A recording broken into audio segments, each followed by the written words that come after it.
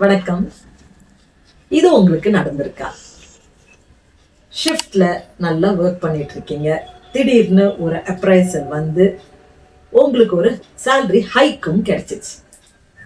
Bank பேலன்ஸை போய் பார்க்கும்போது, ஆஹா சூப்பர்ரா, இனி லைஃப் செட்டு, இனியாவது ஒழுங்கா சேவ் பண்ணலான்னு நினைப்பீங்க.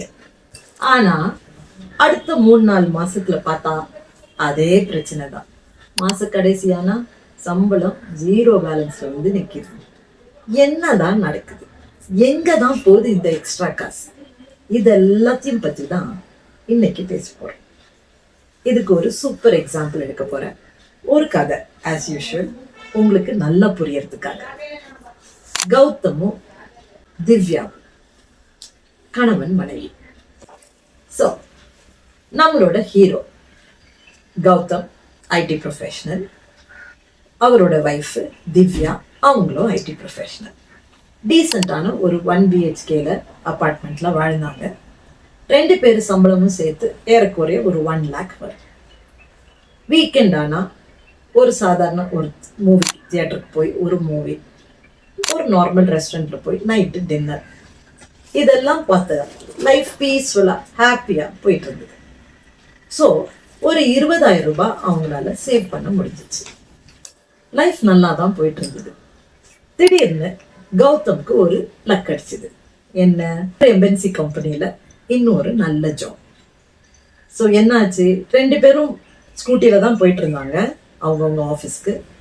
இவங்க எம்என்சிக்கு போக ஆரம்பிச்ச அப்புறம், நான் ஏன் காரில் போகக்கூடாது அப்படின்னு ஒரு சின்ன தாட் வந்துச்சு. நல்ல ஒரு எம்என்சின்னு வரும்போது அவர் சம்பளமும் 15 to 30K ஆச்சு.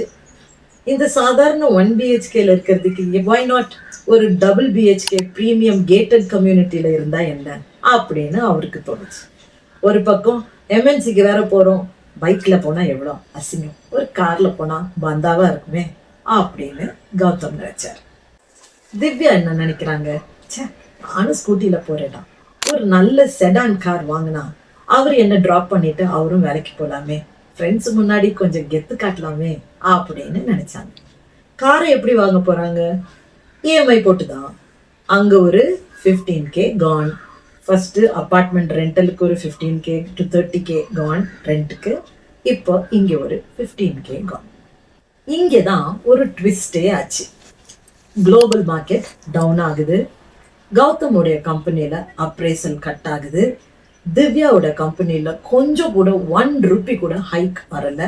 அடுத்த 2 வருஷத்துக்கு 2 பேரோட சேலரியும் ஸ்டாக்னன்ட் ஆயிடுச்சு. இன்னொரு வார்த்தையில் சொன்னால் சேலரி ஃப்ரீஸ் ஆயிடுச்சு. ஆனால் அவங்களோட எக்ஸ்பென்சஸ் ஏற்கனவே அவங்க 30,000 ரூபாய் ரெண்ட்டு, 15,000 ரூபாய் காரோட இஎம்ஐன்னு ஏற்கனவே இன்க்ரீஸ் பண்ணி வச்சுட்டாங்க. ஸோ இவங்க இங்கே இன்கம் ஸ்டாக்னேஷன் ஆகும்போது அவங்களால அவங்களுடைய நீட்ஸை பூர்த்தி பண்ண முடியலை. ப்ராப்ளம் என்னன்னா, அந்த கேட்டட் கம்யூனிட்டியுடைய ரெண்ட்டு, அந்த ப்ரீமியம் காரோடைய இஎம்ஐ, சூப்பர் மார்க்கெட்டில் போய் தான் க்ரோசரிஸ் வாங்குவாங்க. இதெல்லாம் எதுக்கு? கெத்து மெயின்டைன் பண்ணுறதுக்கு. இது எல்லாம் இன்க்ரீஸ் ஆகிட்டே தான் போகுதே தவிர இன்ஃப்ளேஷன், அதாவது பணவீக்கம், ரிசர்ச்சில் என்ன சொல்லுதுன்னா 7% ஒரு வருஷத்துல கூடும். இதை உங்களுக்கு புரியறதுக்கு ஈஸியாக ஒரு எக்ஸ்பிளைன் பண்ணுறேன். உங்கள் குழந்தையோட ஃபீஸு இந்த வருஷம் 10,000 ரூபான்னு வச்சுப்போம். அடுத்த வருஷம் அது 10,000 இருக்காது, 17,000 ரூபாவாக இருக்கும். இப்போ புரியுதா? இதுதான் இன்ஃப்ளேஷன்னு சொல்லுவாங்க. ஸோ இவங்களுக்கு இதெல்லாம் அவங்களால பேலன்ஸ் பண்ண முடியாதனால கௌதமும் திவ்யாவும் ஒரு அழகான தங்க கேஜுக்குள்ள செம்மையா மாட்டிக்கிட்டாங்க. ப்ரீமியம் ஸ்டேட்டஸை மெயின்டைன் பண்ண முடியல, அதுல இருந்து கீழே ஸ்டெப் பண்ண முடியல. சரி, நார்மல் இயல்பான ஒரு வாழ்க்கைக்கு வரலான்னா ஈகோ தடுக்குது. இதை எல்லாத்தையும் பேலன்ஸ் பண்ணும்போது நேச்சுரலா கணவன் மனைவிக்குள்ள ஃப்ரஸ்ட்ரேஷன்னால சண்டை தான் வரும். இவருக்கு கோவத்தை வேற யார்கிட்டையும் காட்ட முடியாது, மனைவி கிட்ட காட்டுறது. அவங்களுக்கு கடுப்பு எல்லாமே வேற யார்கிட்டையும் காட்ட முடியாது, கணவர்கிட்ட தான் காட்டுவாங்க. இந்த இன்ஃப்ளேஷன், ஸ்ட்ரெஸ் இதெல்லாமே இருக்கிறனால ஒரு பீஸ்ஃபுல்லான இருந்த ஒரு ஃபேமிலி எந்த நிலைமைக்கு வந்து நிற்கிதுன்னு பார்த்து. இது பேர் தான் லைஃப் ஸ்டைல் கிரீப். அதாவது நம்ம சம்பளம் உயரும் போது நம்மளுடைய தேவைகளும் எக்ஸ்பென்சஸும் கூடவே உயர்த்துட்டு போகும். நான் இதுல இன்னொரு பிரச்சனை என்னன்னா, இன்கம் ஸ்டாக்னேஷன் இதோட சேரும் போது தான் பிரச்சனை டபுள் ஆகுது. எப்படி? சம்பளம் இன்க்ரீஸ் ஆக ஆக நம்ம எக்ஸ்பென்சஸ் அதிகமாகிட்டே போகுது. ஆனா ஒரு பாயிண்ட்டுக்கு அப்புறம் எக்ஸ்பென்சஸ் அதிகமா போயிட்டே இருக்குமே, நம்ம சம்பளம் ஆனா அதே லெவல்ல தான் இருக்கும். அந்த நேரத்துல என்ன ஆகும்? உங்களால பூர்த்தி பண்ண முடியாது. இது உங்களுக்கு நடக்குதுன்னா நீங்க ஒரு ஃபினான்ஷியல் புதை குழி உள்ள மாட்டிருக்கீங்கன்னு அர்த்தம். இந்த வலை ஏன் இவ்வளவு கொடூரமானது? பாயிண்ட்ஸ் டிஸ்கஸ் பண்ணலாமா? Point number 1, dopamine drop. Dopamine என்ன ஒரு ஹார்மோன் சுரக்குது. இந்த ஹார்மோன் சுரக்க உடனே நம்மளுக்கு என்ன தோணும்னா, ஒரு சந்தோஷமான ஒரு நிலைமை.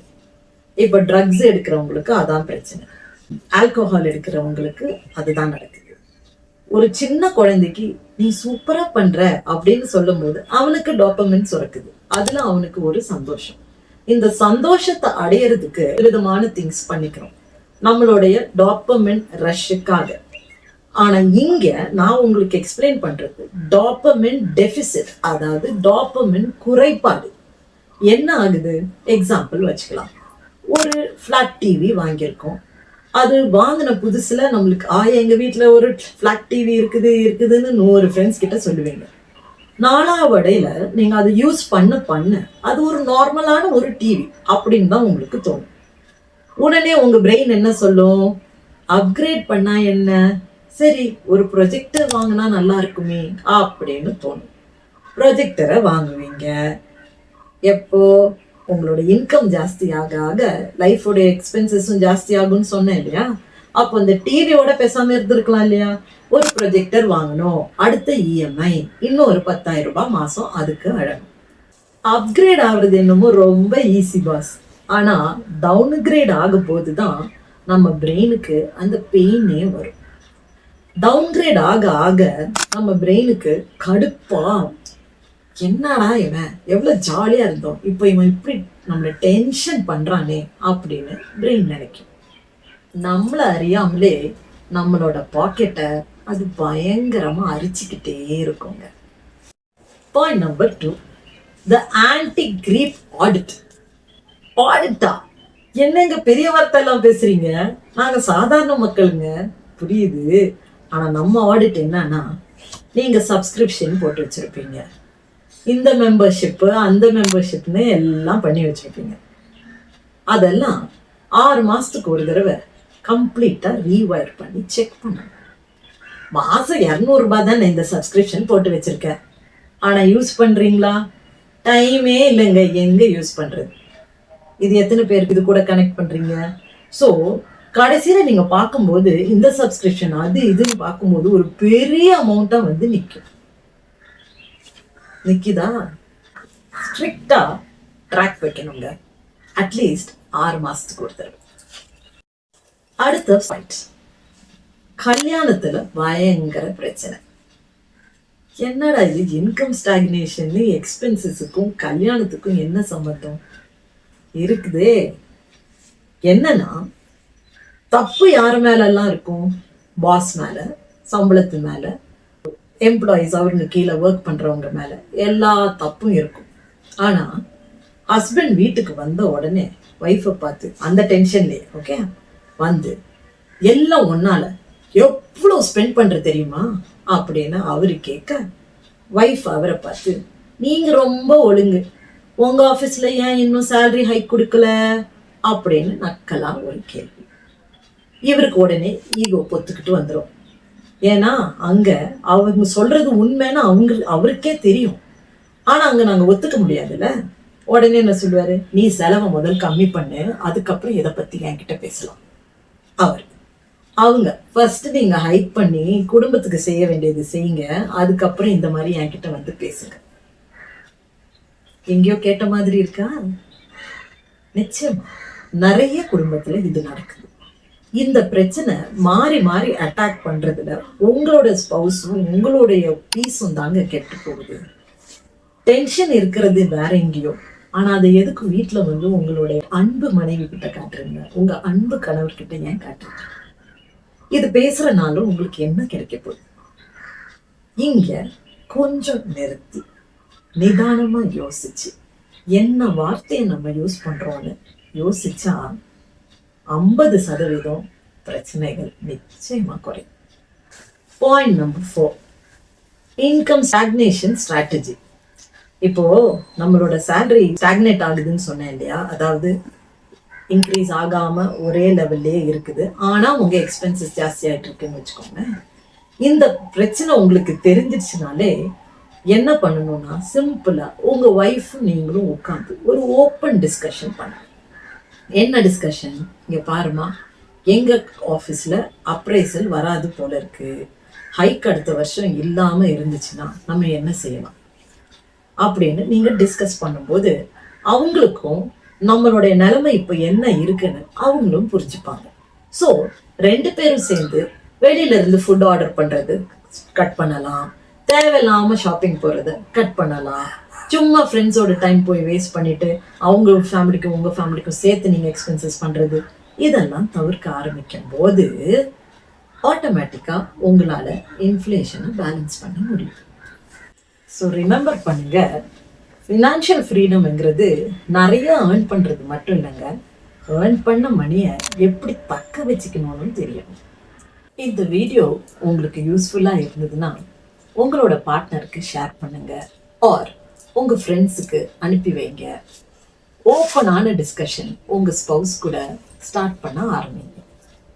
அடுத்த வீடியோல கூலா ஒரு ஃபினான்ஷியல் ஸ்ட்ராட்டஜி இதே மாதிரி டிஸ்கஸ் பண்ணலாம். அது வரைக்கும் இது சாண்ட்ரா சைனிங் ஆஃப். வணக்கம்.